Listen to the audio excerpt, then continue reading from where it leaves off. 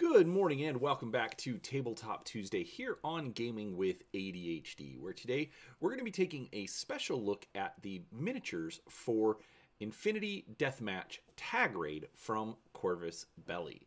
Now, normally we try to do reviews on Tabletop Tuesday of the board games themselves, but I do have a bunch of projects for some other miniatures games on Monday, so I've decided to add in these sets of figure reviews on Tabletop Tuesday, since Infinity Deathmatch is essentially a board game. Now, what we're going to do is we are going to take a look at the miniatures. I have assembled them, primed them, and put a thin layer of black on them just to pick out the details so that you can actually see those. Get you some 360 views so you can actually see the entire model for each of the factions. Now, before we get started, do make sure that you are subscribed to the channel. We are covering all sorts of tabletop gaming content, whether it's board games, miniatures, role-playing games, or honestly anything in between. And we'd love for you to come along and see what we have to share. Now, if you are interested, there are a couple of affiliate links down below to Amazon and DriveThruRPG, where it does give a little bit of credit back to the channel if you choose to use them. But regardless, we appreciate you being here and watching the content. So, with that out of the way, let's go ahead and get started. Now, today we're going to take a look at Sterling Forge. Now, this is the mining corporation that is associated with the Ariadna faction from Infinity. So, the models are a bit, they're not as sleek or, refined. They're a bit rougher looking. And I'll be honest, I'm kind of a big fan of Ariadna. So let's switch over to our close-up camera and take a look. All right, and well, whatever, we'll come in on the back. All right, so right here we have the cave crawler. Now this is the mining tag associated with Sterling Forge. This one, I kind of like it. So as you can see, I have gone ahead and I've actually added some sand to the base in preparation for some basing.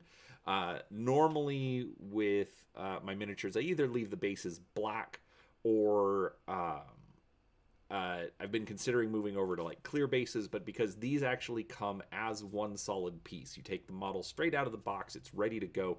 I decided just to add a little bit of texture in there so that it looks more like the mining area that it's working in. I'll put some little grass and stuff on it when I'm done. But that'll be for the post-painted review.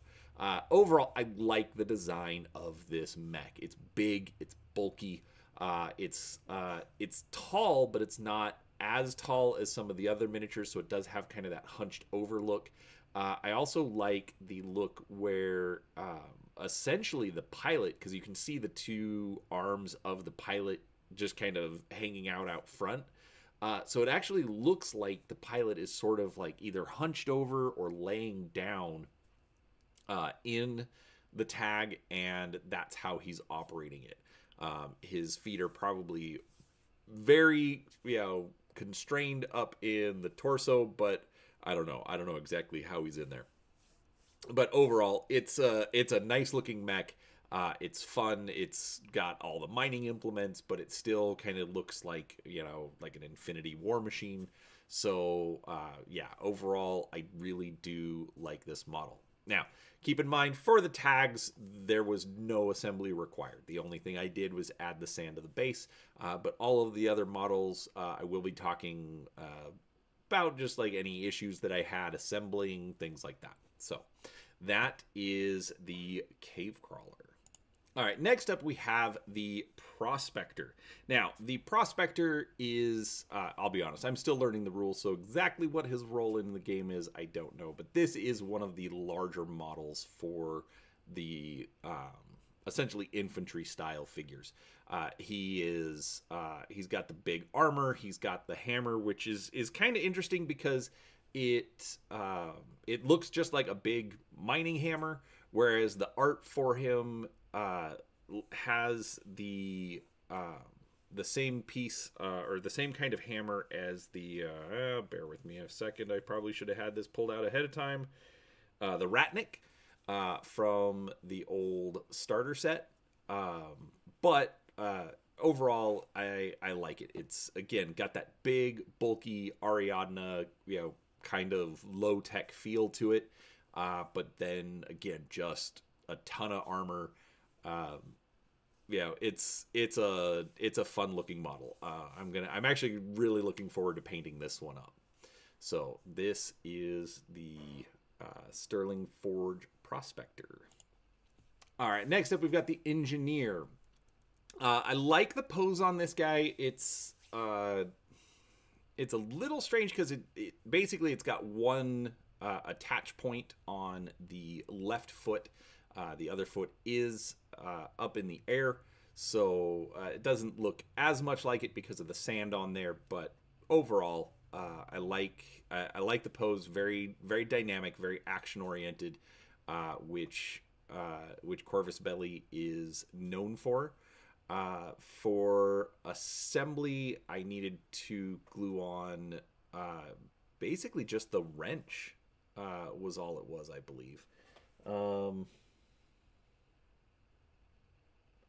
Trying to look based on the picture or the image, the 360 image. But yeah, it's overall, this was one of the easier ones to put together. Same with the Prospector. Overall, for the most part, most of the models went together just fine. Only, one of the models total had a missing part, but that's already been ordered. So yeah, that is the Engineer. All right, next up we have the Hacker. Now, if you've played Infinity at all, you know that one of the big things about the tags is that because they are essentially like robotic machines, they can be hacked by a computer specialist. So basically, your opponent can do that to take over the tag and use it against you. So basically, it's a way to to mess with your opponent. This one is fine. It had basically I had to glue the two arms on. Infinity, one thing you do need to be prepared for is very, very fine pieces. They are very good about making sure that there are molded pins. So basically there's tabs and slots to put the pieces in.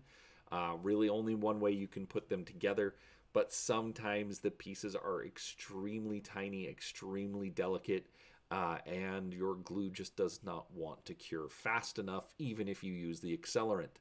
So this one was a little frustrating getting the arms to stick, but managed to get it done, and overall it's kind of a nice pose. If you look at the card, it actually does show kind of like some holographic like HUD effects as far as the hacker doing stuff. Would have been nice for something like that, but maybe I can come up with something with some like acrylic or something, but that might look a little large and goofy. But I don't know. We'll see. Overall, it's still a decent model. The helmet's kind of cool.